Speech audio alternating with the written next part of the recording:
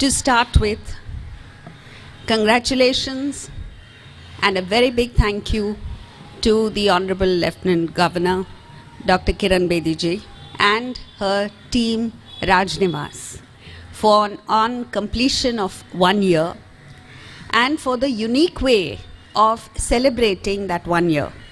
Not many people think of education or an intellectual exercise as celebration. You think of food, music, dance, drama maybe, but not intellectual.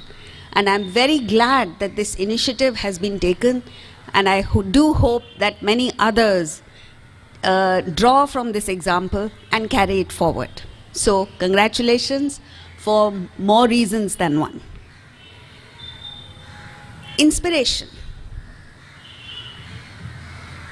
Before we get on to inspiration, I want to share with you that all of us are so lucky to belong to a culture that is the most ancient, unbroken civilization in the world.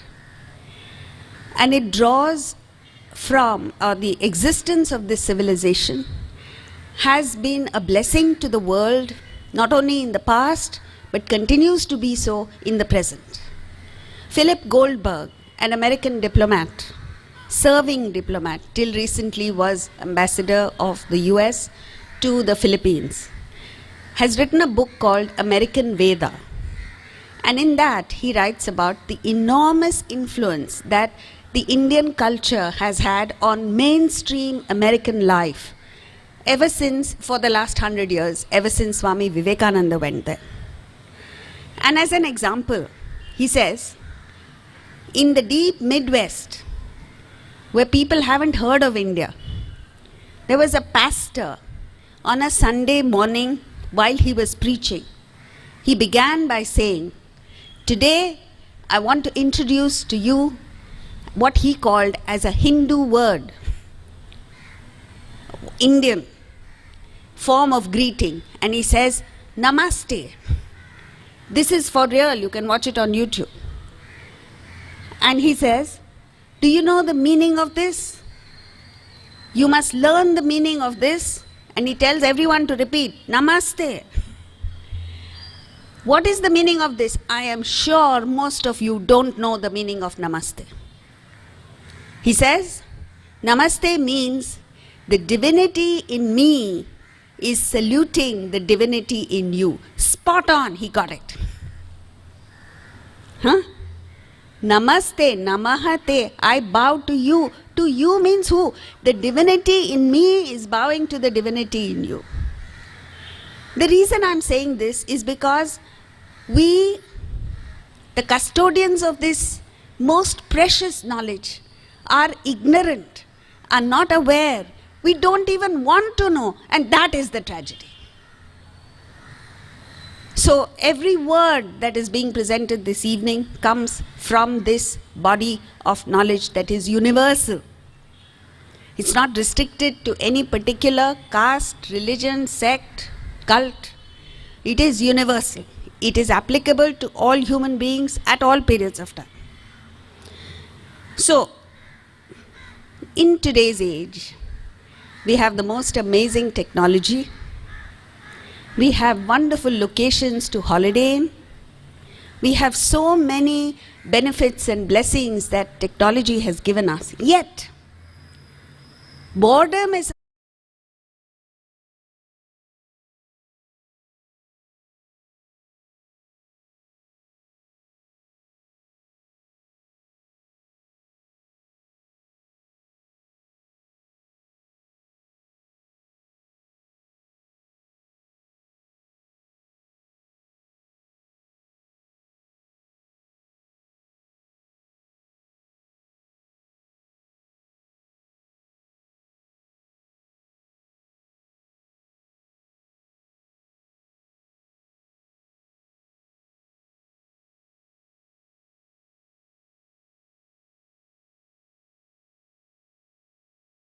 something that is very, very prevalent.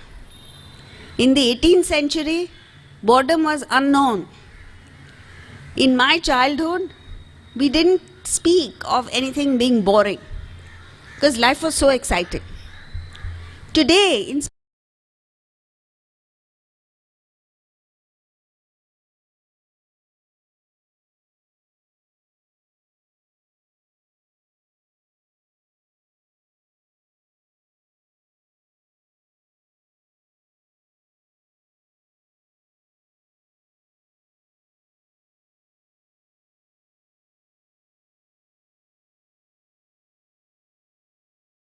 spite of having everything, you have little kids, 4-year-olds, 5-year-olds, when they come back from school, how was it? Boring. They go to a birthday party, how was it? Boring. They go on a vacation, how was it? Boring. Why? This is because inspiration is missing from our lives. From a 5-year-old who wakes up bleary-eyed on a Monday morning and says, I don't want to go to school, to chairmen of large companies who say, I don't want to go to work, nobody is excited about life. Is that not true? Why? Because nobody is inspired. Yet, in ancient India, generations of people, youngsters, were brought up on a diet of inspiration. And today, we need to go back to that diet of inspiration. So, inspiration is not a choice, a luxury that a few of us can afford. It is absolutely imperative, necessary in life just to lead a happy, cheerful life. Now, before we get on to inspiration, let's take a look at what happens when you're not inspired. When you're not inspired, by default, your thoughts revolve around just yourself. It's I, me, myself, all the time. And is that not boring? Suppose I were to ask you to stand before a mirror the whole day, would you not get bored looking at your face? Thinking of yourself is exactly like that, as boring. And then you develop a myopic vision. You can't see anything beyond the next fun thing to do, the next weekend getaway, the next long weekend. It's all about entertainment. Even in lectures like this, people say, "Hey, can't you tell jokes?" And I say, I'm not a stand-up comedian that I should tell jokes. So, and then your world shrinks. Have you seen the movie Honey, I Shrunk the Kids? There's a scientist who by mistake shrinks his own kids to about a few inches high. And that's where the problem begins. Because then every little thing becomes a threatening, life-threatening issue. The lawnmower, rain, simple things become threatening, not because by themselves they are a challenge, but because the kids have shrunk. Similarly, friends, when your mind shrinks to think of only yourself, then every little thing becomes an issue. Rain becomes an issue. I'm going to London in 2 days' time. The whole country is obsessed with weather. In news, half an hour is devoted to weather because if it rains, they are miserable. If the sun comes out, they are happy. Hair. There are women in Delhi and Mumbai who don't go out during the monsoon because their hair curls up. So, every little thing becomes an issue. And then you take the stand, it's my way or the highway. We have lost the art of adjusting to other people. When we were kids, we lived in large families. It was usually a joint family. And food would be cooked. If you liked it, good for you. If you didn't like it, you had a choice of eating or not eating. But you did not have the option of asking for your preferred cuisine. Today, every home has become a restaurant. Every member of the family wants different kinds of food. Why can't you adjust? Not because of food, not because there's no one to cook, but unless you learn the art of finding pleasure in giving other people pleasure, you can't live. You will live one person alone. You know, earlier there were joint families, then it became nuclear family. Now in the United States, it is single parent.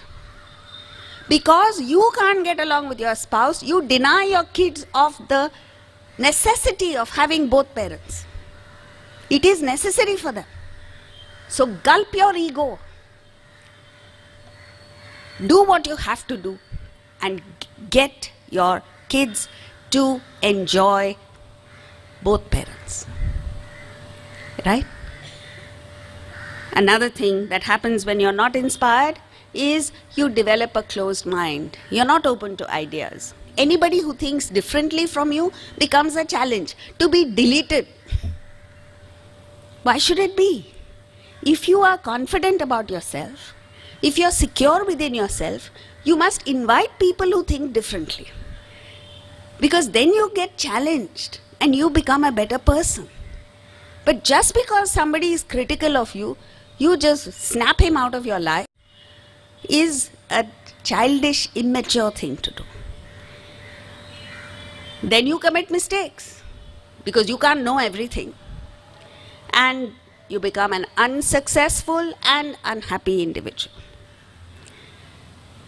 The worst thing that happens when you are not inspired is that you believe erroneously that you are fighting a battle with the whole universe.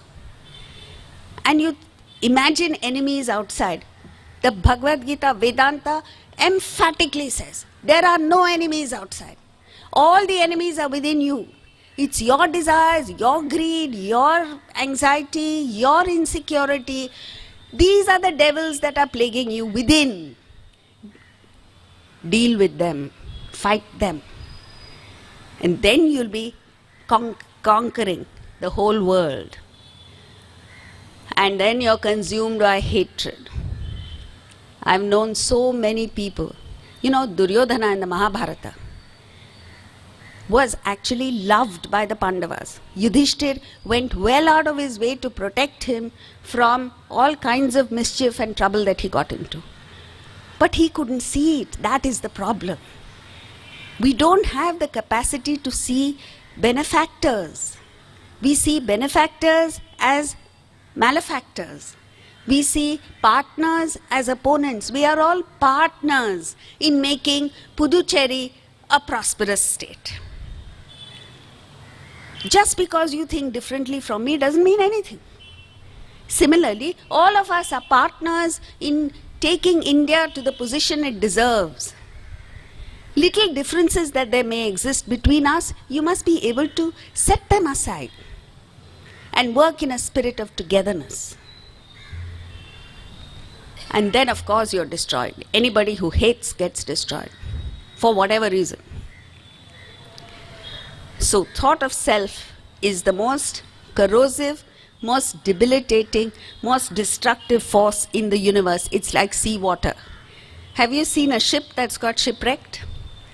In Mumbai, a few years ago, a whole ship, tons and tons of steel, was caught in the sea. And the whole ship dissolved in a matter of years. All that steel dissolved. Why? Seawater is so corrosive. Similarly, friends, thought of self is extremely destructive. Take a look at yourself.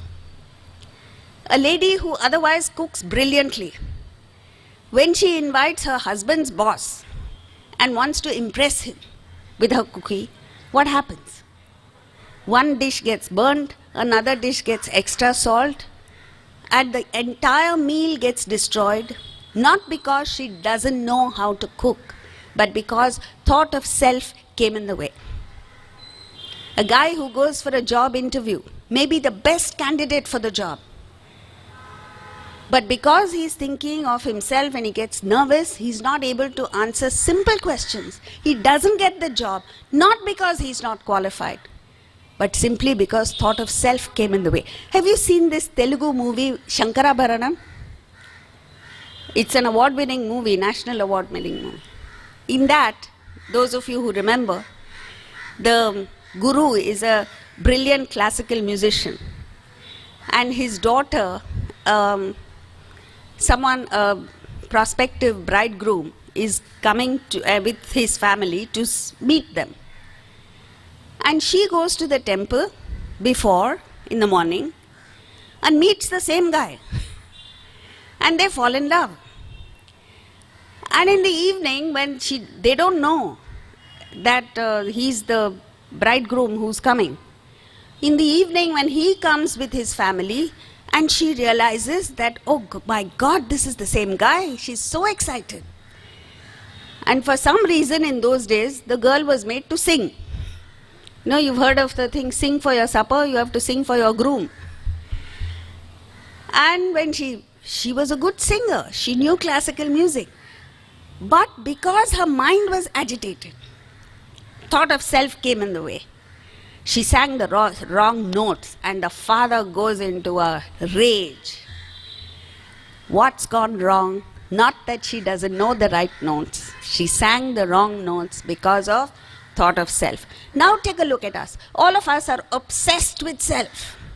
Morning to night, birth to death. And therefore, we can't be as successful as we should be, as we are capable of. The moment you think of yourself, you become unhappy. If you want to be happy, you must think of non-self, something other than yourself. And you grow into a towering personality when you are inspired. So now, let's take a look at what is inspiration. Inspiration is to think beyond yourself. Self means body. We are all a generation of body worshippers. It's about the physical body. And in India, we are food worshippers. Anywhere you go, the first question is, will food be served? What kind of food? Was the food good? Rise to emotional inspiration. When you're powerfully motivated by an emotional inspiration, what happens? We're going to see that. And then higher than that is intellectual, and the highest is spiritual. So let's embark on the journey of inspiration. When you have a powerful emotional motivation, you rise above, you find a new energy source within yourself, you rise above physical limitations, and you disable your physical likes and dislikes. Like for instance, when Sachin Tendulkar, you all are cricket fans, or at least know cricket, yeah?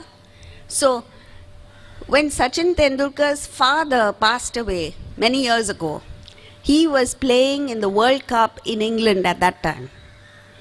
He had to rush to Mumbai, attend to his duties as a son, and almost immediately thereafter, he chose to fly back to England and rejoin his team in the World Cup. And immediately, the very next day, he played a match against Sri Lanka. Does anyone remember his score? 140 brilliant runs. Now, he was tired, he was grief-stricken, he was jet-lagged, yet he came up with this magnificent performance because, and I'm not imagining it, he said, I dedicate this innings to my father. Do you have a powerful emotional motivation? Then you'll rise above limitations of the body. Then you won't say, I have a headache, my toe is hurting, this, that and the other, my stomach is growling. All kinds of excuses come in when you don't have motivation. Do you remember the movie Sound of Music? Where because the child thinks that the father is going to remarry, although she was a good singer, when the lady who was going to be her stepmother, when she comes and asks her to sing, she says, I can't sing. Why? My thumb sore. Incidentally, when I refer to movies all the time, please don't get the impression that I do nothing but watch movies. Then you go one step further, find intellectual conviction. You find a still higher source of energy within yourself. You rise above the restrictions of both body and mind, and you overcome physical and emotional hang-ups. In Mumbai recently, there was one man, a young 33-year-old lawyer, who was in the news. You know why? He single-handedly cleaned up a whole beach of garbage. And you know how much garbage was taken out? 5 million tons of garbage. And you take a look at the photograph of the beach, it's clean, squeaky clean. Intellectual, his name is Afroz Shah or something like that. He was following his legal career, and over the weekend, I believe I've spoken to someone who's actually seen him do it. He would come on a Saturday and Sunday with gloves and just pick up garbage alone. And slowly the kids in his building, in the neighborhood, youngsters, started joining him. And then, see, this is the thing, you rise above restrictions of body and mind, you have no hang-ups. Then he realized that private citizens can only do so much.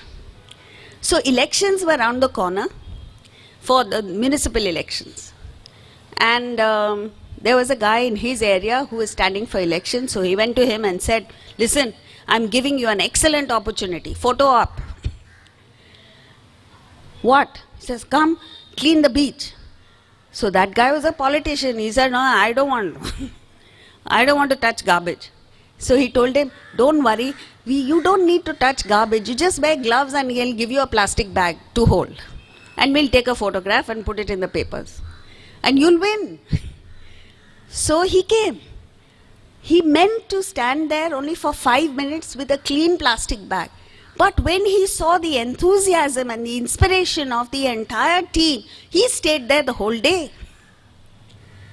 And that's how this Afroz got him, he won, to send the BMC, you know, those huge machines that pick up garbage. Because human beings, how much can you pick up? And that's how he managed to mobilize people to come and do it. And today, the United Nations has recognized his contribution, and the United Nations is going to help him to clean up other beaches.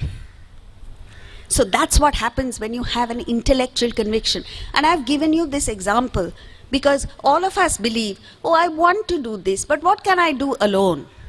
Huh? Afroz Shah started alone, with no help.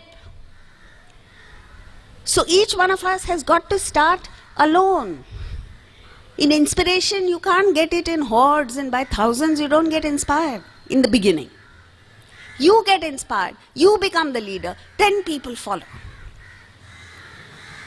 And the last is spiritual inspiration. Then you tap into the highest energy source within yourself. You have no obstacles that come in the way, and you have infinite resources and power, and the amazing thing is things get done for you. You know John Milton, you've heard of him? The great poet, English poet. Halfway through his life, he went blind. And when he went blind, he was so discouraged that he wrote a sonnet of 14 lines called On His Blindness. You must read that. It's so inspiring. In the first few lines, he's complaining to God. He says, what kind of a gift have you given me? You give me the gift of writing and then take away my eyes? And then he realizes that whatever happens to you is a mild yoke. Imagine, he views his blindness as a mild yoke. And he concludes at the end of the sonnet, they also serve who only stand and wait. What a tremendous statement. That, in other words, he's acknowledging that the best poetry that came out of him and doing nothing is equal. And that is the spiritual inspiration that he got. After that, his best poetry came after he went blind. This is it. This spirit is present in equal measure in all of us.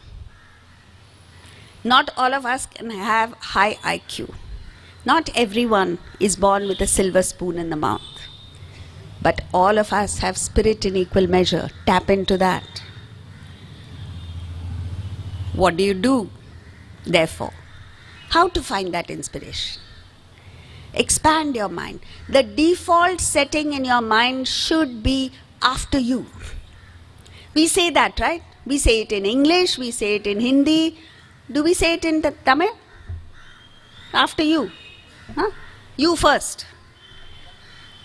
Yes? Okay. But we say it in every language in the world, but we never live it. So, after you. When the family wants to go out to lunch, where do we go? After you. You decide.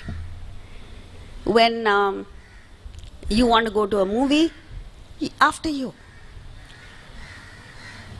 And then, why this after you?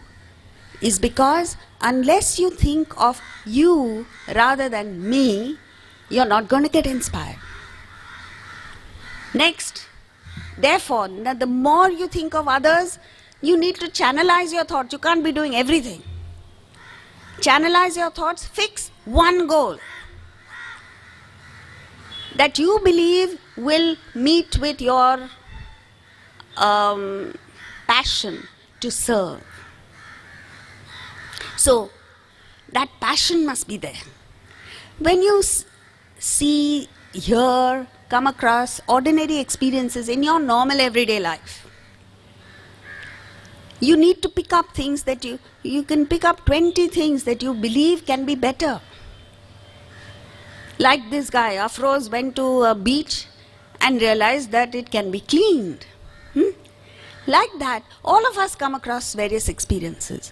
From those experiences, you cull 5 or 6 things that you would like to do, and then zero in on one.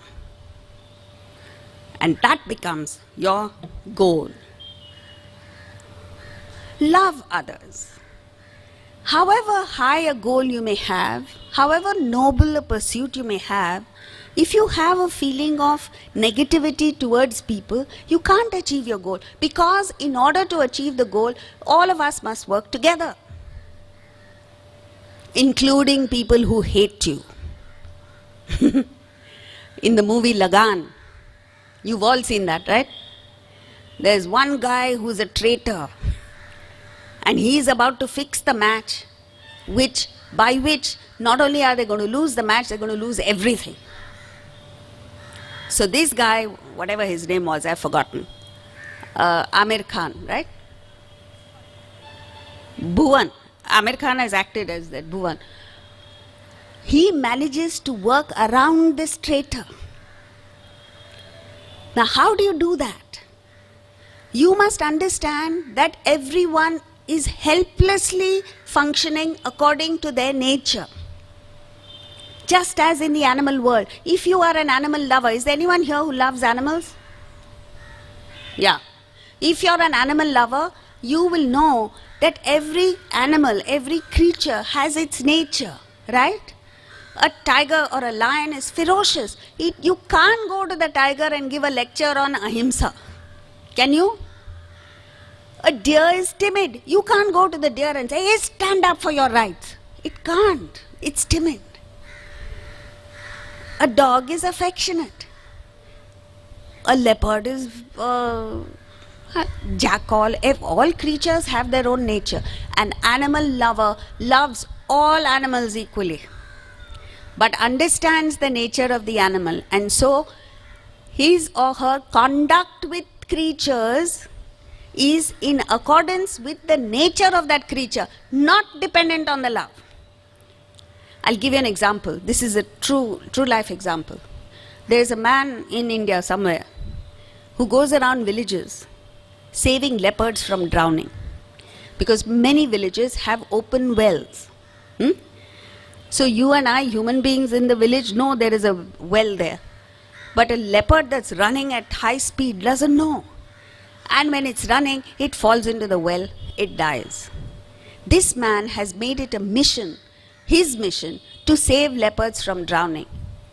And how does he do that? He understands the nature of the leopard. It's not easy. You can't go there and say, hey, hold my hand, I'll pull you out. He'd probably bite his hand off. So he has to first anesthetize the leopard, pull it out, and before it regains consciousness, get the hell out of there. Can he expect gratitude from the leopard? Will he complain? What kind of upbringing has the leopard got? Can't he just say thank you? No. Because his understanding is 100%. He has no expectations. So he works with the animal around its bad qualities. Similarly, all of us are helplessly driven to activity according to our nature. One person is aggressive, another person is corrupt, third person is a cheat, fourth person is affectionate, fifth person, all of us have our natures. And when you're inspired with a higher goal, it is imperative that you understand the nature of different people, work with them, get them to join in, get them to get inspired, buy into your mission, and help them to overcome their, or you work around their faults. Understanding must be complete. What must the general understanding must be? Children will be messy. Huh? So if you have kids or grandkids, don't complain. Because when they are not there, then you say, I'm missing them. When they are there, you complain. It's a lose-lose situation. A teenager will be rebellious. The beauty of a teenager is rebellion. Those of you who have rebellious teenagers, they're difficult, but that's their beauty. A timid teenager who doesn't even argue with you is a stupid guy. Rebellion is the beauty. Similarly, you must understand various people. A politician will be, I'm not saying. A politician will be a politician, okay? A guy working in the mantralaya will be what he is. Understand the nature and then work with them. That's the beauty. When you love them, when you feel for them, that is how you will be able to work around. Then there's no complaint. You don't come home and say, oh, this guy was nasty, that guy was something else. For instance, the DNA of every Indian is to arrive late. Huh? You must understand that. Don't complain. When I have an appointment with, I'm always on time everywhere. So I go fully prepared for the other person to come at least half an hour late. So I go with half an hour of work or something to keep me occupied so that my time is not wasted and I'm not complaining. And usually when the guy comes, it's interesting, it's very amusing to see there is no acknowledgement that he's late. And definitely there is no apology. So you can't say anything. You just get on with the job. Love means that. And think beyond the universe. It's so important. Sometime in your life, during the day, every day, you must give yourself some quiet time and think beyond the universe, which means just take a breath and say, how wondrous are my lungs. In a flash, in a matter of a few seconds, life-giving oxygen is taken in and poisonous carbon dioxide is given out without my even realizing it. Do you make that effort to expand your lungs, your diaphragm goes up? If you read in biology all the different things that happen when you just take a breath, it's a miracle, astounding. Who created your lungs? Who gave you your lungs? Watch the sun rise or set. Who made the sun? You will never find answers to these questions. But the fact that you're asking these questions means it lightens your burden a bit. Then you think of this magnificent force, you don't know what it is or who it is, that created the universe, and every aspect of the universe has been designed so perfectly. Like a mango. You simply cut the mango and eat. Have you ever admired it? Just take a look at it. Aesthetic. Beautifully designed. Look at the color, the shape, texture, taste, the seed. You're in ecstasy. Then you develop the strength to deal with a difficult mother-in-law, a nagging wife, a demanding boss, so on and so forth. We all have our challenges to meet. This gives you that strength. Recharge your battery. Every day you recharge your cell phone. But your mind needs recharging because during the day you pick up all kinds of garbage that needs to be cleaned. How do you do that? Morning study. We are the lucky recipients of voluminous Vedantic literature. Pick whatever appeals to you. There's a wide range. But expose yourself to this knowledge. Then it gives you that energy and a vibrancy to meet the day's challenges. Reflect on the study. So, like for instance, just now in this 1 hour, you're getting a lot of ideas. You may pick up 1 or 2 ideas, go home, think about it. That churn is important. And apply it in your life. You know, many years ago, when MTNL or BSNL was the monopoly, there were no cell phones, there was no other telephone company. And they were just computerizing all their systems when we got a massive bill, where our normal bill for 2 months would be 100 rupees. We got a bill of 20,000 rupees. So my husband lost his temper. He said, these people, I said, calm down, write a letter to them. And there was a procedure to be followed. And then we were called. So I was sent as the representative of the family. On my way there, I thought of the entire scenario from his standpoint. How does he know that we haven't made the calls? How would he know that I'm not lying? No? And then I told him, I said, first, I want to thank you because this telephone connection has been with 3 generations of my family. My husband and me, his father and his grandfather. And we are so grateful to your company for giving us this facility. So straight away, his defenses went down. Next, I said, both of us work and there is no way that we can rake up a bill that is so high even if we were constantly on the phone. But I know that it is your discretion. And if you decide that we should pay, we have no choice but to pay. Please give us the facility of paying over 3 months because at that time in 1973 or something, 30,000 rupees was a lot of money. Even now it's a lot of money. And I thanked him and went. He said, you'll hear from us. Within a day, we got a letter saying, pay the average of the last 3 bills. So what did I do? I applied the principle that I had learned, which is put yourself look at it from the other person's viewpoint. It always works. And when you apply it and it works, it gives you that confidence that if one idea can work so much, what won't more ideas do? Cultivate positive emotions, feelings, and I can't think of a better way of doing this than by listening to uplifting music. Ideally, classical music. The subtler the music, the more uplifting it is. But if you can't relate to classical music, bring it down, whatever you find inspiring.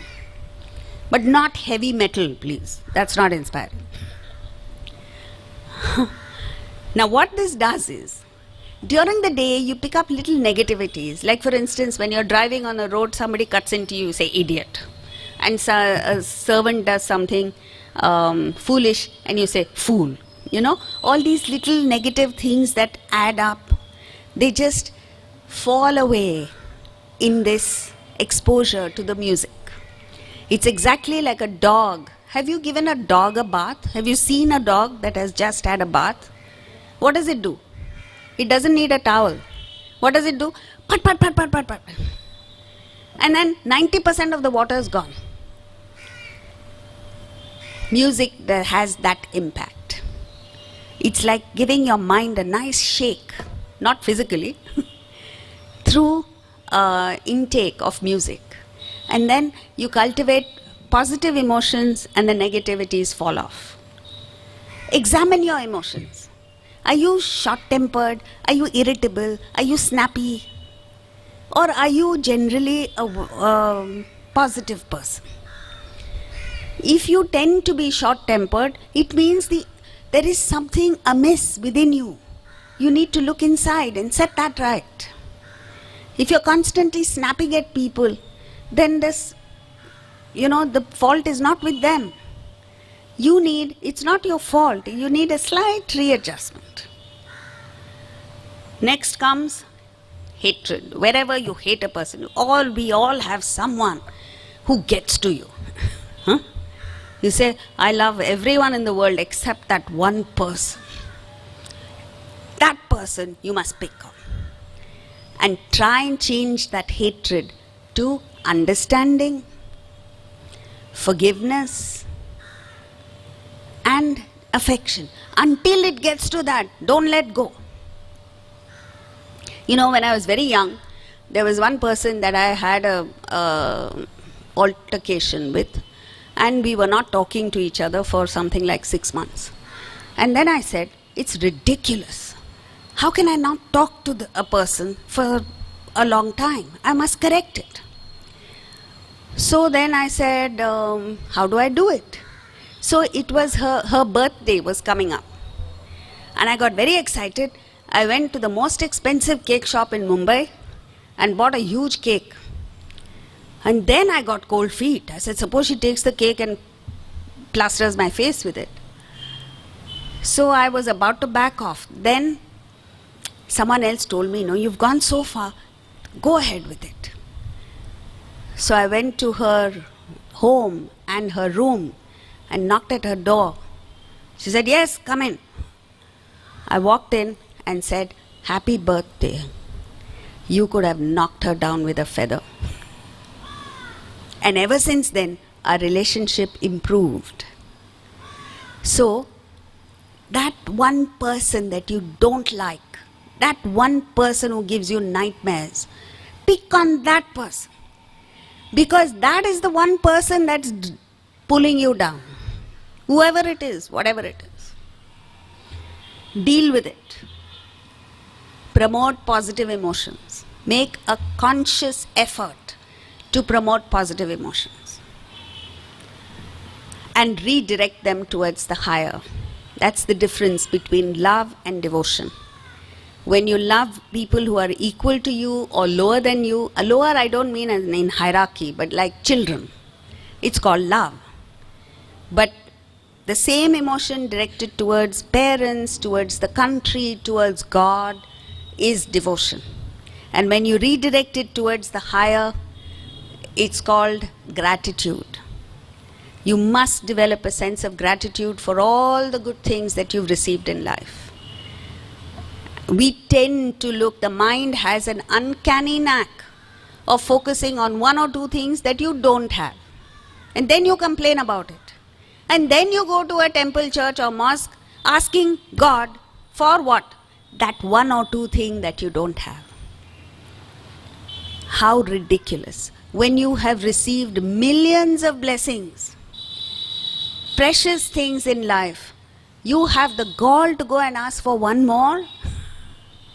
It's like if somebody were to give you a gift, just out of the blue, somebody comes and says, here, I'm giving you a gift of 1,00,000 rupees in cash, hard cash. And nowadays it's a wrong example to give. But anyway, you take it and you go home and furiously start counting.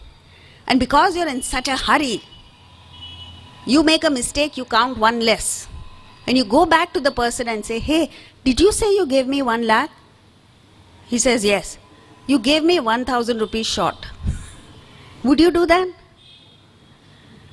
And actually, he hasn't given you anything short. You've just counted wrong. Similarly, friends, in life, if at all you think of God, it must be in gratitude, not to ask for one more thing. This is redirecting emotion towards the higher. Refine your action. Identify your core interest. One person is born to be a musician, another doctor, third engineer, fourth whatever. Sports person. You know, I met a guy in Calcutta who was an outstanding golfer, and his foolish father made him drop golf and take to business. Now, as a result, he's lost his skill in golf because you have to keep practicing, and he's a useless businessman. Another girl was a brilliant tennis player, and she had the capacity to get to international levels. Her parents said, "There's no money in tennis." So what did they do? They forced her to become a CA and a lawyer. And she's probably not so good at her job. So you must identify your core interest, and then in that fix a higher goal and work dedicatedly. Action is of three kinds. Selfish. If you use your talent only for profit, it leads to mediocrity. But if you use the same talent for a larger purpose, you're dedicated to music, or you're dedicated to your particular vocation, medicine or engineering or whatever it is, then you are successful. And that one rare person who understands that the talent I have is not mine, it's a gift given to me by some divine force, and every time he or she acts, he dedicates that, he gives it as a thanksgiving to that divine force. That is selfless. In Akbar's court, there was a musician called Tansen. You heard of him? One day Akbar said, "You're great, but I want to listen to your guru." Tansen said, "Forget it, my guru won't come to your court." Akbar was a humble king, and he said, "Don't worry, we'll go to where he is." And they went to a little village where there was a small temple. And as they approached the temple, there was exquisite music that emerged from that temple. And there was Tansen's guru, Swami Haridas, singing. No audience. He was singing to the Lord. Akbar stood there mesmerized by the music. And when he went back to court, he asked Tansen, "Tansen, you are brilliant, but your guru has a distinct edge over you. What's the difference?" Tansen said, "Very simple, Maharaj. I sing for you, he sings for God." If any of you, in the movie Chariots of Fire, that athlete says, "God made me to run and I will run for God." What a brilliant statement. And therefore, when you take this attitude, you are free from stress. You say, "It doesn't matter whether I win or lose." It's not the fruit that matters. You find fulfillment in the very action. You are acting for a higher purpose. And that's all that matters. The fruit is not in your hands. Let whoever decides the fruit take care of the fruit. You must be immersed in the thought of the higher. Oh God. Soak in the thought of the higher. Like, if you want to learn a language, if you want to learn Italian, for instance, the best way of doing it is take a flight, land up in Italy, you learn the language in no time.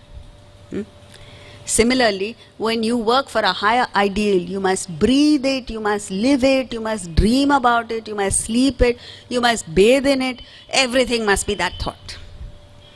Then you can be successful. Intellect must focus. It's the difference between a ray of light and a laser beam. A laser beam is intense. Thoughts have power. These thoughts, if they're in a scattered state, you don't achieve anything. You call such a person scatterbrain. But the same thoughts focused have power. All else must be in auto mode. You know, the famous scientist Einstein was unique in that he was totally focused only on physics. Everything else was immaterial. He didn't even remember his address. Once he got into a cab and asked the cab driver, "Do you know where Einstein lives?" He says, "Yes." "Will you take me there?" He took him there. Then he was intrigued. He asked him, "Who are you?" "I'm Einstein." His wardrobe consisted of 4 identical suits. Why? Every morning when he got ready, he did not want to waste time thinking of what to wear.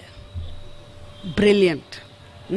I'm not saying you should do that, but focus must be there. Mind must be in worshipful mode. As the Lord's Prayer says, "Thy will be done, not my will. I will work very hard. I will fix a higher goal. I'll do everything that in my power to achieve that goal. But I must understand in the end, it is thy will that will prevail, not my will.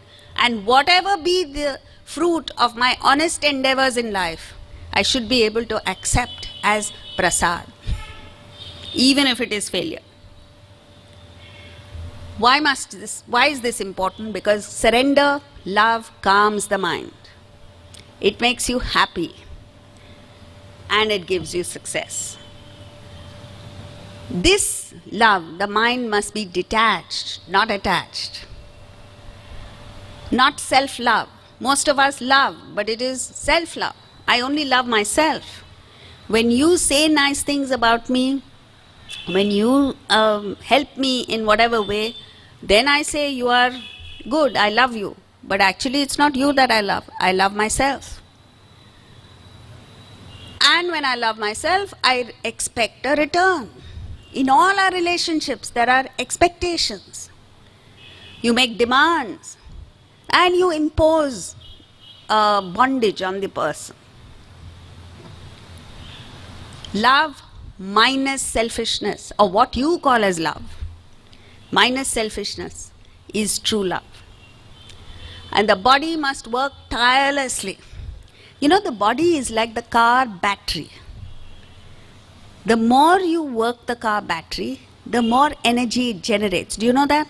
If you keep a car idle for a long time, the battery goes dead. The physical body is like that. The more you work, the more energy you generate, the younger you look. So this energy is not just physical, not just mental, but physical also. You must work energetically, enthusiastically, excitedly, yet detachedly. This combination is very difficult. Because the moment you say I must be detached, what happens? You lose the excitement, enthusiasm, energy, everything goes. And then when you say no, I must be excited about my work, you get attached. What makes you detached? When your attention is focused on something higher. The result, you will achieve enormous success, siddhim, sukham, you'll be a happy individual. Today, these two don't go together. They are not simultaneous. In the world, a few people are successful, but they are not happy. And a few people are happy, but they are not successful. You don't want that. You want a combination of the two. How do you achieve that? Only by unselfishness. And that unselfishness must be cultivated in you first, and you must transmit this to the next generation. You must pass it on to as many people as possible. Not verbally, not by giving lectures, but your sheer action. When you work unselfishly for a higher cause, you become the focus around which other people will rally. And that is what it's about. And you grow. Param gatim, you get to the state of perfection. Every one of us is heir to that state of perfection. So friends, the take-home points. are, number one, we spoke of inspiration as being absolutely imperative. When you're uninspired, what happens? It's a great loss. Emotional, intellectual, and spiritual inspiration we took a look at. How do you get inspired? Expand your mind, and you will achieve success, happiness, and growth. Now, all this is very well said and done, but this knowledge is very volatile. By the time you walk out of here, you will have forgotten most of what you've heard. To be able to retain it, you need to expose yourself to this knowledge more. And I would strongly recommend, if you have liked what has been presented now, you watch.